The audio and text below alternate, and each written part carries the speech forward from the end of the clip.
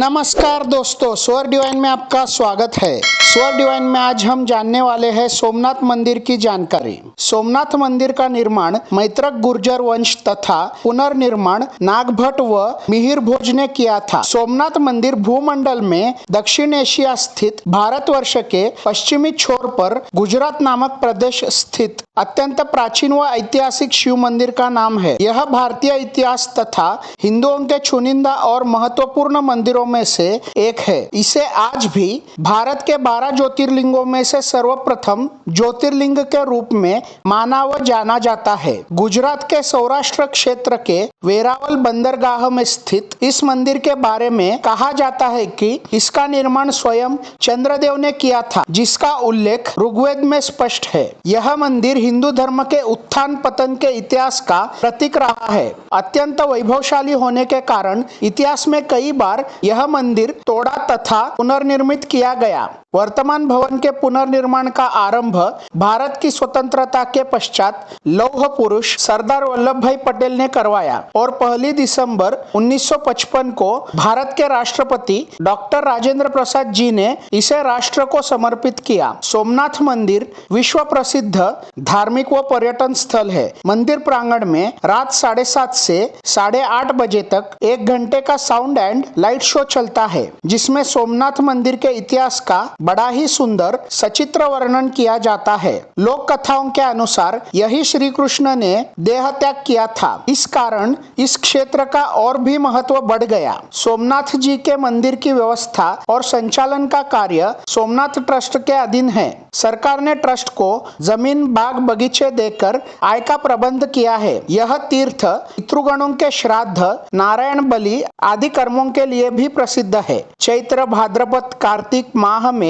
यहाँ श्राद्ध करने का विशेष महत्व बताया गया है। इस 3 महीनों में यहाँ श्रद्धालुओं की बड़ी भीड़ लगती है। इसके अलावा यहाँ 3 नदियों हिरण, कपिला और सरस्वती का महासंगम होता है। इस त्रिवेणी स्नान का विशेष महत्व है। अब हम जानते हैं किंवदंतियों के बारे में। प्राचीन हिंदू ग्रंथों के अनुसार में बताया कथानक के अनुसार सोम अर्थात चंद्र ने दक्ष प्रजापति राजा की 27 कन्याओं से विवाह किया था, लेकिन उसमें से रोहिणी नामक अपनी पत्नी को अधिक प्यार व सम्मान दिया कर होते हुए अन्याय को देखकर क्रोध में आकर दक्ष ने चंद्रदेव को शाप दे दिया कि अब से हर दिन तुम्हारा तेज क्षीण होता रहेगा। फलस्वरूप हर दूसरे दिन चंद्र का तेज घटने लगा। शाप से विचलित और दुखी सोम ने भगवान शिव की आराधना शुरू की। अंततः शिव प्रसन्न हुए और सोमचंद्र के शाप का निवारण किया। सोम के कष्ट को दूर करने वाले प्रभु शिव का स्थापन यहाँ करवाकर उनका नामकरण हुआ सोमनाथ। ऐसी मान्यता है कि श्री कृष्ण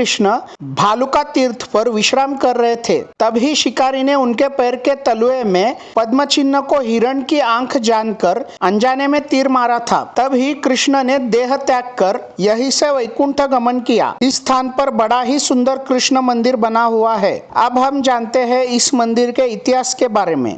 सर्वप्रथम एक मंदिर ईसा के पूर्व में अस्तित्व में था, जिस जगह पर द्वितीय बार मंदिर का पुनर्निर्माण 7वीं सदी में वल्लभी के मैत्रक राजाओं ने किया। 8वीं सदी में सिंध के अरबी गवर्नर जुनायद ने इसे नष्ट करने के लिए अपनी सेना भेजी। राजा नागभट्ट ने 815 ईस्वी में इसका तीसरी बार पुनर्निर्माण किया। इस मंदिर की महिमा और कीर्ति दूर दूर तक फैली थी। अरब यात्री अल बरूनी ने अपने यात्रा वृत्तांत में इसका विवरण लिखा, जिससे प्रभावित हो महमूद गजनी ने सन 1025 में कुछ 5000 साथियों के साथ सोमनाथ मंदिर पर हमला किया। उसकी संपत्ति लूटी और उसे नष्ट कर दिया। 50,000 लोग मंदिर के अंदर हाथ जोड़कर पूजा अर्चना कर रहे थे। प्रायः सभी कत्ल कर दिए गए। इसके बाद गुजरात के राजा भीम और मालवा के राजा भोज ने इसका पुनर्निर्माण कराया। सन 1297 में जब दिल्ली सल्तनत ने गुजरात पर कब्जा किया तो इसे 5वीं बार गिराया गया। मुगल बादशाह औरंगजेब ने इसे पुनः 1706 में गिरा दिया। इस समय जो मंदिर खड़ा है उसे भारत के गृह मंत्री सरदार वल्लभ भाई पटेल ने बनवाया और 1 दिसंबर 1955 को भारत के राष्ट्रपति डॉक्टर राजेंद्र प्रसाद ने इसे राष्ट्र को समर्पित किया। 1948 में प्रभास तीर्थ प्रभास पाटन के नाम से जाना जाता था। इसी नाम से इसकी तहसील और नगर पालिका थी। यह जूनागढ़ रियासत का मुख्य नगर था, लेकिन 1948 के बाद इसकी तहसील नगर पालिका और तहसील कचहरी का वेरावल में विलय हो गया। मंदिर का बार बार खंडन और जीर्णोद्धार होता रहा और शिवलिंग यथावत रहा, लेकिन सन 1026 में महमूद गजनी ने जो शिवलिंग खंडित किया वह यही आदि शिवलिंग था, जिसके बाद प्रतिष्ठित किए गए शिवलिंग को 1300 में अलाउद्दीन की सेना ने खंडित किया। इसके बाद कई बार मंदिर और शिवलिंग को खंडित किया गया। बताया जाता है आगरा के किले में रखे देवद्वार सोमनाथ मंदिर के हैं। महमूद गजनी सन 1026 में लूटपाट के दौरान इन द्वारों को अपने साथ ले गया था। सोमनाथ मंदिर के मूल मंदिर स्थल पर मंदिर ट्रस्ट द्वारा निर्मित नवीन मंदिर स्थापित है। राजा कुमारपाल द्वारा इसी स्थान पर अंतिम मंदिर बनवाया गया था। सौराष्ट्र के मुख्यमंत्री उच्चंगराय नवलशंकर ढेबर ने 19 अप्रैल 1940 को यहाँ उत्खनन कराया था। इसके बाद भारत सरकार के पुरातत्व विभाग ने उत्खनन द्वारा प्राप्त ब्रह्मशिला पर शिव का ज्योतिर्लिंग स्थापित किया है। सौराष्ट्र के पूर्व राजा दिग्विजय सिंह ने 8 मई 1950 को मंदिर की आधारशिला रखी तथा 11 मई 1951 को भारत के प्रथम राष्ट्रपति डॉक्टर राजेंद्र प्रसाद ने मंदिर में ज्योतिर्लिंग स्थापित किया। नवीन सोमनाथ मंदिर 1962 में पूर्ण निर्मित हो गया। 1970 में जामनगर की राजमाता ने अपनी पति की स्मृति में उनके नाम से दिग्विजय द्वार बनवाया। इस मार्ग के पास राजमार्ग है और पूर्व गृह मंत्री सरदार वल्लभ भाई पटेल की प्रतिमा है। सोमनाथ मंदिर निर्माण में पटेल का बड़ा योगदान रहा। मंदिर के दक्षिण में समुद्र के किनारे एक स्तंभ है, उसके ऊपर एक तीर रखकर संकेत किया गया है कि सोमनाथ मंदिर और दक्षिण ध्रुव के बीच में पृथ्वी का कोई भूभाग नहीं है। इस स्तंभ को बाण स्तंभ कहते हैं। मंदिर के पृष्ठभाग में स्थित प्राचीन मंदिर के विषय में मान्यता है कि यह पार्वती जी का मंदिर है। जवाहरलाल नेहरू ने सोमनाथ मंदिर के पुनर्निर्माण के प्रस्ताव का हिंदू पुनरुत्थान कहकर विरोध भी किया। उस समय नेहरू से हुई बहस को कन्हैयालाल मुंशी ने अपनी पुस्तक पिलग्रिमेज टू फ्रीडम में दर्ज किया है। वे लिखते हैं कि कैबिनेट के बैठक के अंत में जवाहरलाल नेहरू ने मुझे बुलाकर कहा, मुझे सोमनाथ के पुनरुद्धार के लिए किया जा रहा आपका प्रयास पसंद नहीं आ रहा। यह हिंदू पुनरुत्थानवाद है। मैंने जवाब दिया कि मैं घर जाकर जो कुछ भी घटित हुआ है उसके बारे में आपको जानकारी दूंगा। दिसंबर 1922 में मैं उस भग्न मंदिर की तीर्थ यात्रा पर निकला। वहां पहुंचकर मैंने मंदिर में भयंकर दुरावस्था देखी। अपवित्र जला हुआ और ध्वस्त,